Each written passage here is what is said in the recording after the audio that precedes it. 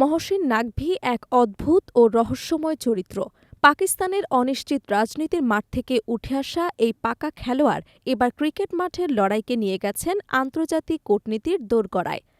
পাকিস্তান কেন বারবার বয়কটের নাটক করছে? কেন তারা বাংলাদেশের জন্য হঠাৎ এত দরদি হয়ে উঠল? এর উত্তর লুকিয়ে আছে ক্রিকেট পিচে নয়, বরং সুইজারল্যান্ডের ইন্টারন্যাশনাল অলিম্পিক কমিটির সদর দপ্তরে। ভারতের ২০৩৬ অলিম্পিক আয়োজনের স্বপ্ন কি নস্যাৎ করে দিতে চাইছে নাকভি? গল্পের শুরুটা কলকাতা নাইট রাইডার্স থেকে মুস্তাফিজুর রহমানকে রিলিজ করে দেওয়ার ঘটনা দিয়ে। অভিযোগ উঠেছে, বিসিসিআইয়ের নির্দেশে কেবল বাংলাদেশি হওয়ার কারণেই মুস্তাফিজকে ছেঁটে ফেলা হয়েছে। পিসিবি চেয়ারম্যান মহসিন নাকভি এই ঘটনাকে হালকাভাবে নেননি। তিনি বোর্ড মিটিংয়ে স্পষ্ট জানিয়েছেন, পাকিস্তানের এবার কিছু একটা করতে হবে, বিশেষ করে বাংলাদেশের জন্য। টাইমলাইন বলছে, বাংলাদেশের বিশ্বকাপ থেকে সরে আসা বা সরিয়ে দেওয়ার ঘটনার আগে পাকিস্তান বয়কটের হুমকি দিয়ে আসছে। আগামী ২রা ফেব্রুয়ারি পাকিস্তানের পররাষ্ট্র মন্ত্রণালয় থেকে আসবে সেই চূড়ান্ত সিদ্ধান্ত। সালমান আগার দল কি লঙ্কাগামী বিমানে উঠবে, নাকি শুরু হবে এক নতুন সংঘাত? ভারতের স্পোর্টস মিনিস্ট্রি এবং অলিম্পিক অ্যাসোসিয়েশন এখন এক গভীর চিন্তার ভাঁজ কপালে নিয়ে বসে আছে। কারণটা হল ২০৩৬ সালের সামার অলিম্পিক আয়োজনের বিড।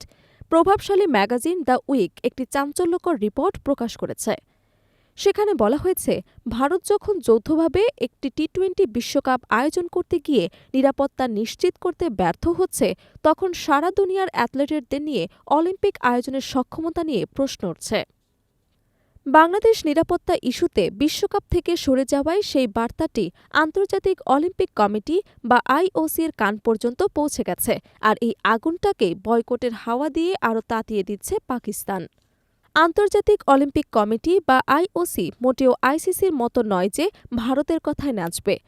আইওসি কঠোরভাবে খেলাধুলার ভেতরে রাজনৈতিক প্রভাব অপছন্দ করে।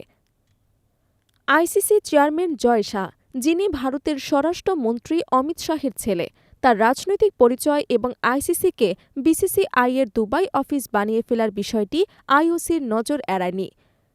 দ্য গার্ডিয়ানের বরাতে জানা গেছে, বাংলাদেশের বাদ পড়ার পেছনে ভারতের রাজনীতি কতটা জড়িত তা খতিয়ে দেখছেন অলিম্পিক কর্তারা। মহসিন নাকভি ঠিক এই জায়গাটিকেই আঘাত করেছেন। তার লক্ষ্য হল বিশ্বকে দেখানো যে ভারতের খেলাধুলা রাজনৈতিক প্রভাবমুক্ত নয়, যা অলিম্পিক বিডের ক্ষেত্রে ভারতের জন্য বড় অন্তরায় হয়ে দাঁড়াতে পারে।